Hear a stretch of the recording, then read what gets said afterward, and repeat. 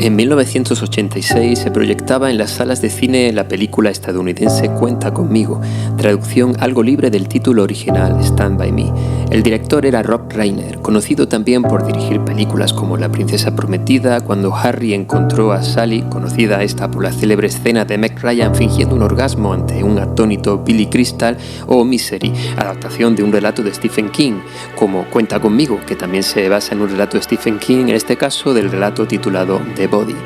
Pues bien, Cuenta conmigo presentaba un elenco realmente prometedor y apabullante de jóvenes actores por entonces desconocidos, pero que acabarían convirtiéndose algunos de ellos en auténticos personajes de culto como la propia cinta. A saber, el friki Will Wheaton, el prematuramente desaparecido River Phoenix, el inefable Corey Feldman y uno de esos polivalentes intrascendentes con buena percha llamado Jerry O'Connell. La sinopsis podría enunciarse así. En un pequeño pueblo de Oregón, 4 adolescentes se lanzan a la aventura de buscar a un muchacho desaparecido. Jugando a ser héroes, el inteligente Courtney, el rudo y sentimental Chris, el extravagante Teddy y el miedoso Ben se adentran en un ambiente hostil en el que deberán valerse por sí mismos. Nominada al Oscar y a 2 Globos de Oro, Cuenta conmigo se convirtió enseguida en un filme de culto para las generaciones venideras y en una fuente de inspiración para otras películas y series, por ejemplo, Stranger Things.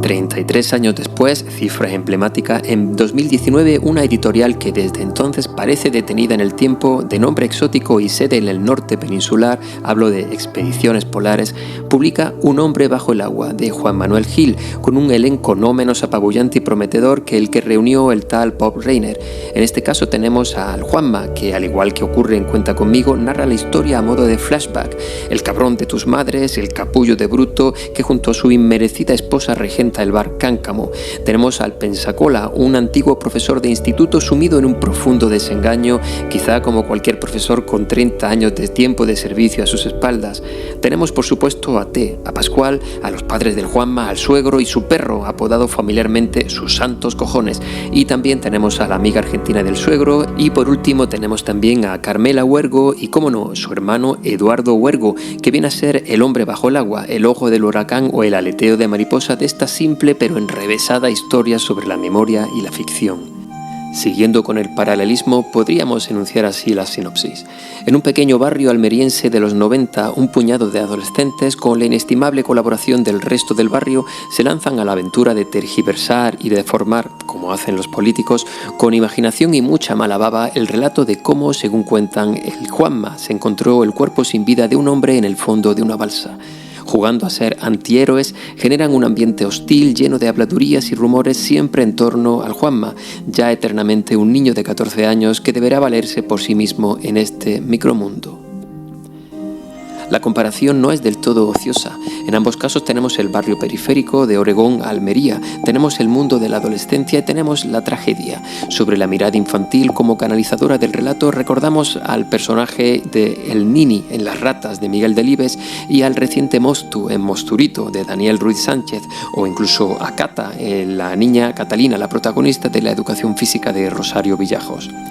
Pero el Juanma aporta algo más de grandeza desde la perspectiva del antihéroe, aporta algo quijotesco, como si rompiera el molde por una humanización sin tapujos que lo acerca primero a Sancho y luego a Don Quijote, mostrándonos abiertamente sus vicios morales, pero también su ideal de conseguir una isla barataria, que aquí sería el de conseguir simplemente una verdad, la suya. La posibilidad de esa verdad revelada es quizá la isla barataria que todos llevamos dentro. No es ya que un niño de 14 años nos hable desde el interior del hombre que será 20 años después, algo que acerca este libro a la novela de formación con un resabio lazarillesco. No es que se nos presente la voz narrativa desperdigada en un compendio de fragmentos, apuntes y transcripciones desordenadas, obligando al lector a la feliz tarea de organizar el rompecabezas con el que de paso se siente partícipe, incluido parte del hilo de Ariadna que es la literatura. Es que, además, el Juanma, pese al narcisismo lógico de todo escritor, que debe dar cuenta detallada de sus crisis y bloqueos periódicos que van desde lo estrictamente literario a lo personal, si es que una cosa y la otra no son lo mismo, como digo, es el empeño del Juanma por reordenar su propio rompecabezas y por contar su propia historia, lo que acaba siendo el empeño coral de todos los personajes por contar su verdad o su mentira, por decir algo, por meter su morcilla. esa obsesión del lenguaje que José María Valverde decía de Shakespeare como rasgo definitorio de su escritura, aquí queda reformulada como una obsesión por contar, es decir, un homenaje ininterrumpido y casi desinteresado a la literatura. Y aquí nos deslizamos por el terreno resbaladizo de la ficción y la realidad, el relato y la memoria, un binomio capital en la escritura de Juan Manuel Gil. Lo importante no es que lo contado sea real o inventado, lo importante es el hecho de contar, como bien sabía Sherezade, postergando el final de cada historia para conservar la vida. Sabía que solo mediante el acto de contar podemos sobrevivir, y esto también lo sabe Juan Manuel Gil, y el propio Juanma, el narrador, que la escritura nos permite alumbrar nuestras zonas oscuras, como si cada página escrita fuera un ensayo voluntarioso del famoso Conócete a ti mismo del oráculo de Delfos.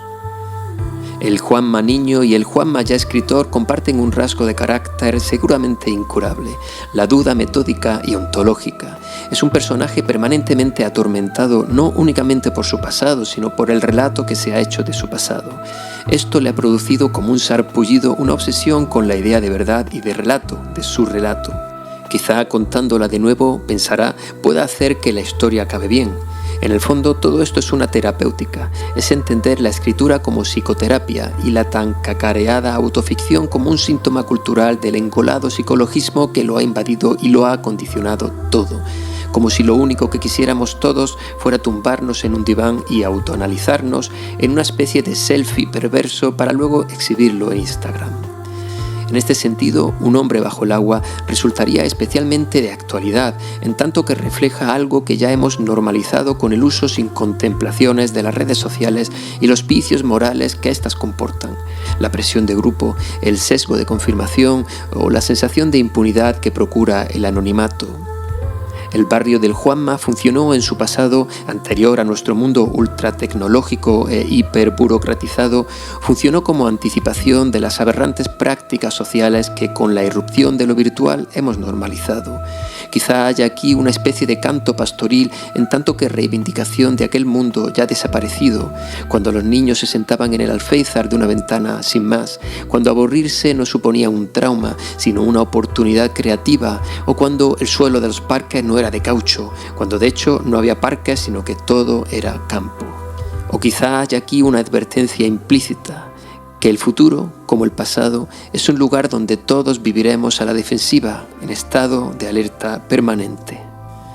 Y aquí aparece la figura de Eduardo Huergo, cuya misteriosa muerte funciona como dedo acusador, a la manera del rebelde en Un mundo feliz de Aldous Huxley, o como Montag en Fahrenheit 451 de Ray Bradbury. Eduardo Huergo, Eduardito, simboliza algo así como la incorruptible belleza del mundo, la poesía de lo incomunicable, lo más puro y honesto de lo que somos capaces y cuyo destino, paradójicamente, está en el fondo de una balsa con agua estancada. Un mártir, un redentor,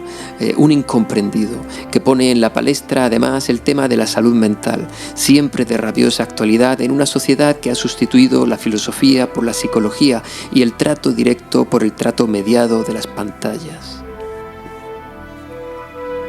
Acabo de leer Un hombre bajo el agua y me acuerdo como si me faltaran ya de la historia del Pensacola o de Carmen o del propio Sus santos cojones, y no tengo la menor duda de que cada uno de estos actores de reparto daría para un libro. Creo que el mensaje que contiene este libro, que quizás sin proponérselo acaba siendo coral, es que un único relato no puede estar completo, que un único relato es por definición algo incompleto y que tan solo la suma de relatos puede ofrecernos algo parecido a una verdad. Es decir, que la verdad, sea lo que sea, nos necesita a todos y necesita a cada una de nuestras miradas, por desviadas que puedan estar. Y esto me gusta porque me recuerda de algún modo al panteísmo de Spinoza, como si el relato en realidad fuéramos todos nosotros a la vez, como si no fuera posible un relato sin cada uno de nosotros, al menos no uno lo suficientemente cabal.